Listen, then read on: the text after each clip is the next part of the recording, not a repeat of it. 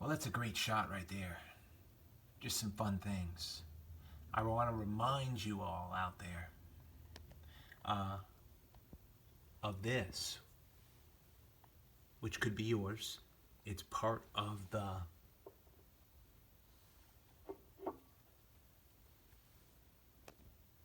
go-to giveaway. That's open for one more day, and then I'm going to go ahead and choose. A lot of you have entered already. I appreciate it, and that's a lot of fun. Now check this out. I will remind you already that in every description, and I have to discipline myself to read your video descriptions because they're important.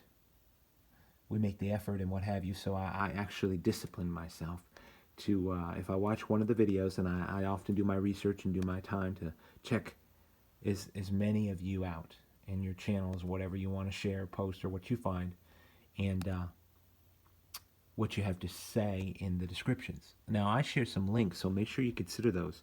And I want to share a little story with you. I have a friend I was talking to, and they couldn't understand it. There was a conflicting story of just complete pandemonium at hospitals and testing centers and all this concerning C19. And I'm like, you might want to check that out a little bit. So there is a link here. I think you should always question the so-called, and I say so-called, official narrative, which is unofficial, which most of the time is full of lies. But that's hard for some people to swallow that, to believe that. Take a look at some of these and we'll talk about them. I'm amazed that I get to protect these for a little while. Of course, if you're clicking through, I have found these here in eastern central North Carolina. Some, like the point here at 6 o'clock, which I love, and these are my favorites. They're my top display bin. It's about a 3-inch by 3-inch display bin. The reason I'm doing this is because we all have a little downtime. I've seen some of your displays. Some of you jumped up, and Ben, you did one, and I mean, those pieces were awesome. I think you were responding to somebody that you weren't too pleased with, but they were awesome. And but many of you collectors could stand to get some of your stuff out and let us all see them. I'd love it. This point seems pretty simple, straightforward, but 50 yards out my back door, there's a site.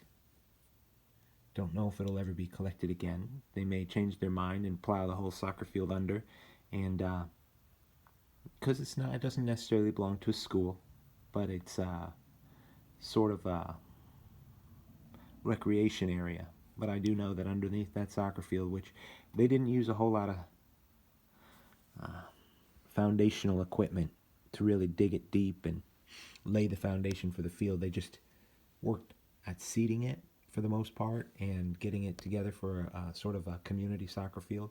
That is where that comes from, and it is definitely a site.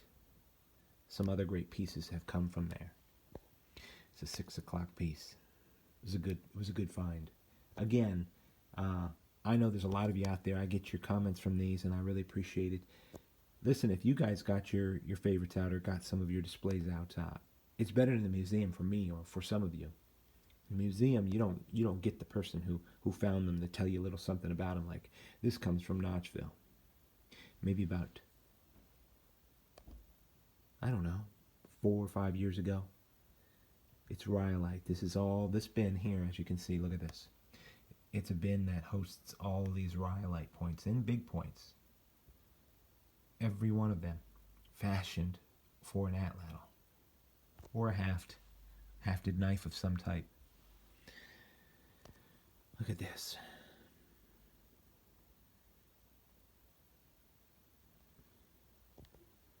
Then here's a point from Site 5. Now this, of course, right here at Site 3. This registers in at Site 2. So there's a lot of different sites. And a site is a land area composed of many different areas within it that I will break down and I will name. This is from Site 5. I remember finding it. I even remember the conditions for most of the points in that I found them.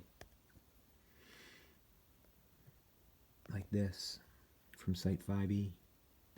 Beaver Point. Sweet potatoes have been turned in and turned under just once, and it was caught up in a little bit of leaves. Usually you'll remember your favorites, and all these that you're going to see today are high favorites in rhyolite for me. And I wanted to be able to sort of answer the comments of many about the display videos and what have you. And some say, don't stop, keep going, I want to see them. And when I have natural light like this and we're all playing it low, why not? It's easy. I just grab one little bin and we're ready to go. Look at this right here. This is an interesting point. Comes from Notchville 2. 3 areas, really. I think it's a rhyolite base, but this is the only one that could be a slightly different kind of flint. Of course, you can see how it's made out of a flake, as all of them are. But just good stuff. Now, here's a point I might have found 6 years ago, one of my very first. East Gill, Site 2. A little bit of serrations, and it is definitely rhyolite. Against my red hand, sometimes it comes in just a little bit better. Has held its place as a favorite, as this has from Site 5. One of my favorite shapes. I'd go to North American Indian Museum every day if I had the opportunity. And some of you who are tuning in and leave a comment or what have you, I think you do the same. If you have not entered the go-to giveaway and you want a banner stone or that piece of a banner stone, which is a really great example of it, which are very rare, get in it. And if you want to know how and you haven't found out yet, this is from Sleeping Stone, a place out in Site 4.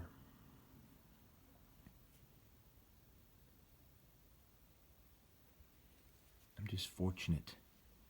I'm just blessed to be able to have the opportunity to be the one who's keeping him safe now. Like this is from the bear.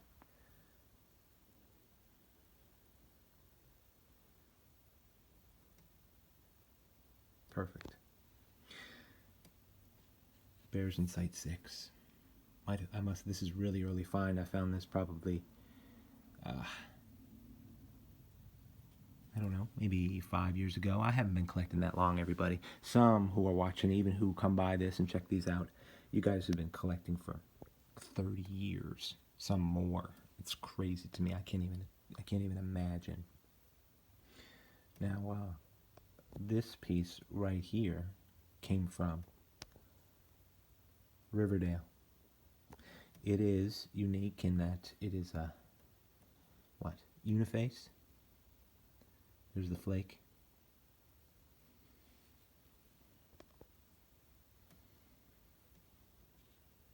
Why not?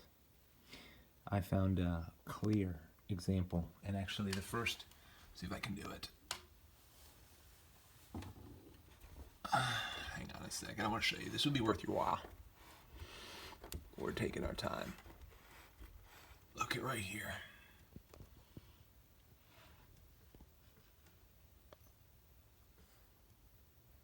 That brown Clovis bottom was found 50 yards from where I found this green point. Don't know if they're related. Don't know if they're 1,000 years apart. I mean, in terms of culture that was there, they could be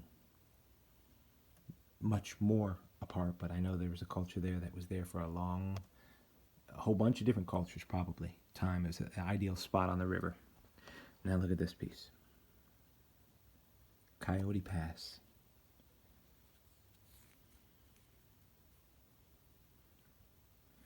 Can't miss traditional shape, right?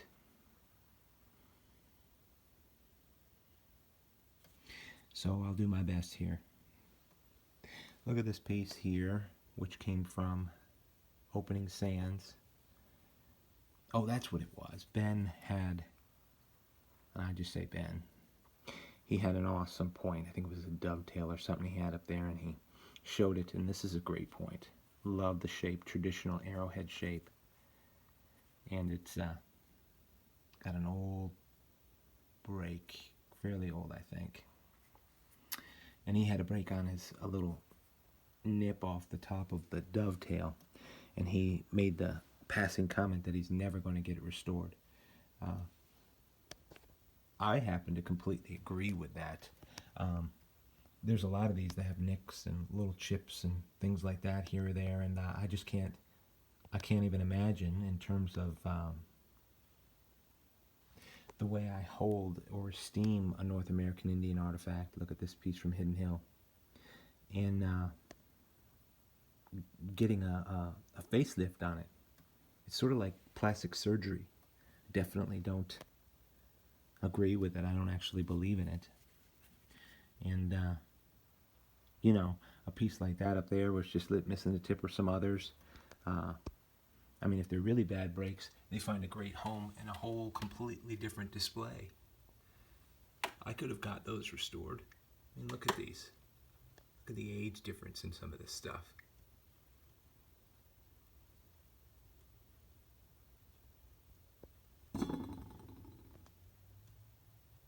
But where would you end? Where would you stop and start? Look at this. Look at the color. I don't know if this point was sitting inside a bone and flesh of an animal on the bottom of a burn pile. Look at the tip on this. Until that bone and flesh, underground or wherever, in charcoal, which is preservative, completely rotted away. You never know. But I happen to love this because it reminds me of the Southwest and the layers of their typography and the rocks, like in Utah, even though this is a bluish tone and not a reddish. So that was the top point for me.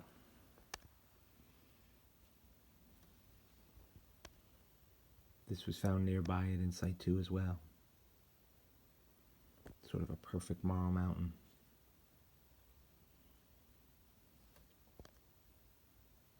From the rise. At this point, I bet you, a lot of you are going to tell me, this is one of the oldest ones here. No earthly idea. It's an ancient Indian hunting point. That's all I know. Might be a lot more awesome than I know. I don't know. I just simply haven't. I just don't take the time to sit and go over the point type that they all are. This is a favorite from Notchville in Rhyolite. So you can see why these are just amazing to me. I'll keep them, I'll guard them, just like you would. I know a lot of you will. I've given a lot of artifacts to a bunch of you out there. You have a fantastic community, and I know you'll keep them safe until it's somebody else's turn. And if they don't, then, hey, it's not going to matter to me. It won't be no loss to me, but it'd just be sad. So I hope in that. Now, this is an early point. When I first started collecting, before I even named the archaic, and that's where it came from, a nice Rowan. I always look for its brother or sister when I go out there. Points that are similar, but I don't find any others that are similar there. I find a lot of stuff in the archaic, but that's interesting. And another point, one-of-a-kind point from Site 7, which I just realized today was open. I could have gone. It got rained on, but I went to another in Site 5E where I fiddle-faddled and went for about the third time. I could have gone to a fresh Site 7. That ever happened to you? So I passed it on the way home and said, oh my goodness, I didn't know this was ready. This is the kind of stuff you find in Site 7. Or Eastern North Carolina, if you know the right place to go. This piece of stone they utilized just made it work the way they needed it to.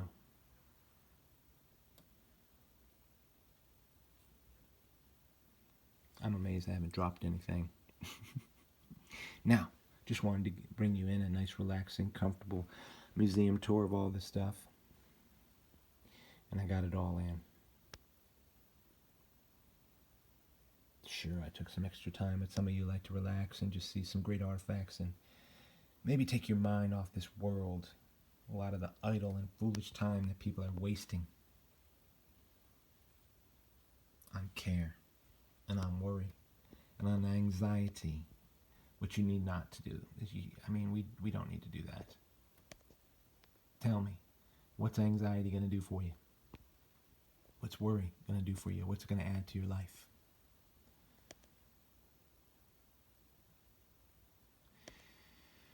There you go.